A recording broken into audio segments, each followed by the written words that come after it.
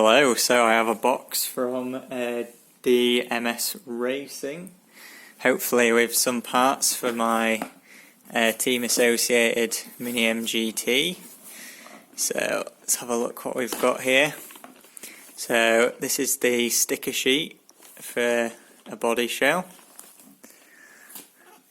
We have some bits in here. Let's have a look at these.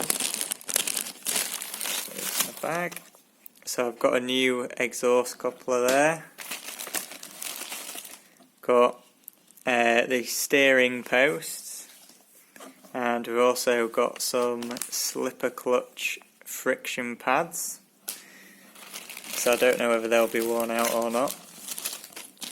Then we've got some spare axles here. I only got these for the pins really, because as you may know, one of the pins was not broken but the wrong size, and it was more expensive to just buy the pins on their own, so I got the axle ends as well. Here's my new chassis. Hopefully this one isn't cracked. Very nice. You can see this is all brand new in the packet. And here is the new body shell. Looks really cool. Got the red and black version, I think it is. Red, black and yellow with the flames. There's a blue version as well. So that's going to look pretty cool. And then we've also got the tyres to replace the two ripped ones here. Hopefully these are in good condition. They look to be in good condition. They may be a bit deformed from being in that packet so long. And then I think that is everything. So hopefully we'll have it up and running by the weekend, although it is still 0 degrees outside, so I probably aren't going to get to run it for a while, but at least I can get it all rebuilt with a new chassis and everything. So that's very nice indeed. Got my box of new parts for the MGT here. New chassis. I'm going to start to rebuild it again now. Still need to sort the engine out and get a few of these green bits off. But I'm going to rebuild the front end first, because that was fairly clean already. I've just rebuilt the diff. I didn't do the internal gears, just put some new grease on the ring and pinion gear. Also replaced some of the screws here with hex head bolts. Got a set of hex head bolts here and some down there as well. So they're the first 4 on. It's running nice and smooth so far. Just put some new grease on it obviously.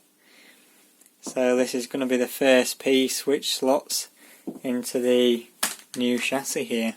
Now I've got the arms on and the front plate which holds the hinge pins, and you can see I've replaced all of the bolts with hex head bolts. The stainless steel ones are 10mm button heads, and the black ones that I've got up here as well are 12mm cap heads. They're not stainless steel. I've also put these little plastic spacers either side on the front arms to stop them moving back and forward so much, because they actually hit the screw on the inside of the diff case down there, because they can slide backwards and forwards so much. It's not perfect, there still is a little bit of play in there, but it's taken a lot of the play out of it. I've also tightened up the pillow balls as well, and I did check the bearings which were at the end of these drive shafts, and they seem to be okay as well. You can see the arms are sitting pretty nicely now.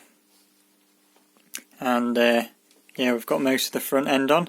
Just need to do the shock tower next, but I want to just check out all 4 front shocks. The only problem I had was when I was putting in the screws for the diff case, which there's 8 of them. You did have to put them all in loose to start with, because they weren't perfectly in line with the gearbox casing and the chassis. But it's all tied together alright in the end. I've tightened them all down now. There we go. got the full front end on now with the shocks and the shock tower. Unfortunately, didn't have any screws to replace these in the shock tower because they're 30mm long rather than 25mm long. Actually I have some 25s in there, but I don't have any 30s. I have 25s and then 40s, so that's a bit annoying. And the 40s are stainless steel, so they wouldn't really fit. I want black cap head 30mm long screws really, so it's a bit of a shame. These screws up here are also special screws, are like a screw thread with a pin, and these are normal screws but they're like 18mm, and I've only got 16 or 12 or 20, so we've still got a few Phillips head screws on. I have replaced the shock screws at the bottom with 20mm cap heads, and they do come through all the way through the arm. I've refilled 3 of the shocks with shock oil. Unfortunately, I've run out of this 30 weight or 350 CST which I was putting in there, so one of the shocks is still only half full, but I've refilled the other 3, so they're working a lot better than they were before now. These were all about half to quarter full, so that's not too bad. With the preload settings, we've got one big clip on all of them, and then a medium sized clip on the front and 2 small ones which are same as a medium on the back. That's the same on both sides, so yeah, it's looking pretty good really. Bit of progress today, still got a long way to go. Been taking the gearbox apart on the Mini MGT again, so I managed to get all the brake parts off. I've split the gearbox up here so we can have a look how it works.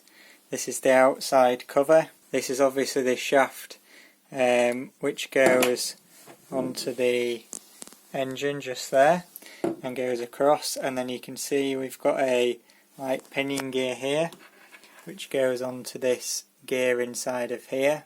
So that is how the gear's set up there. You can see it works same as what a differential does. Just have this tube going across the middle, and then it transfers the power from the horizontal to the longitudinal of the truck, and then it goes into the gearbox. So I'll take this other cover off here as well. Now looking inside the gearbox with the second cover off, and in that top gear hole there, that's where this gear slots into. So there's a shaft there with a nice decent sized bearing on it, and that goes into here. And this top gear up here is what controls the forward and reverse.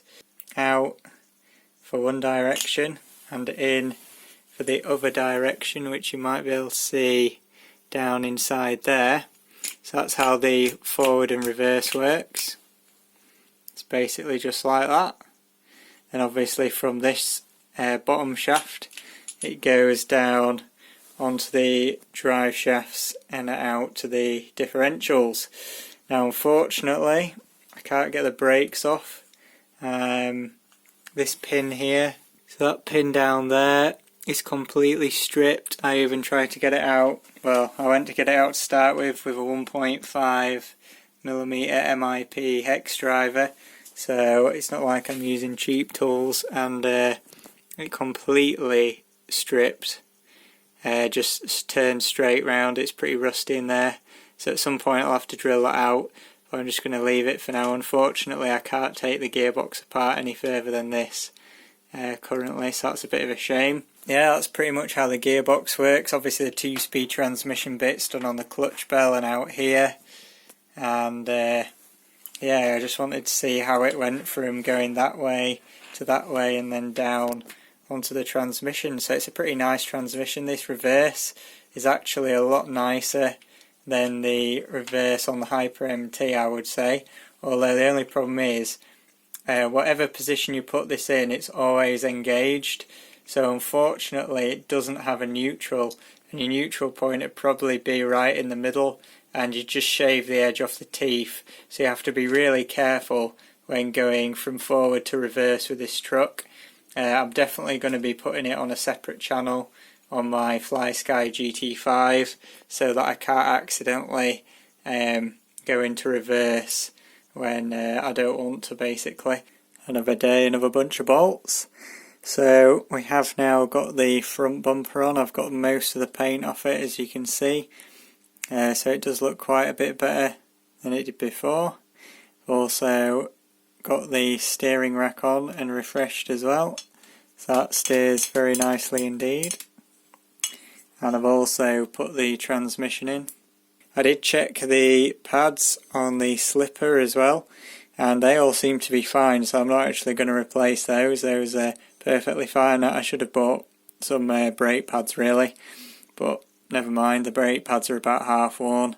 The slipper pads look like they've never slipped once, so they're in perfect condition.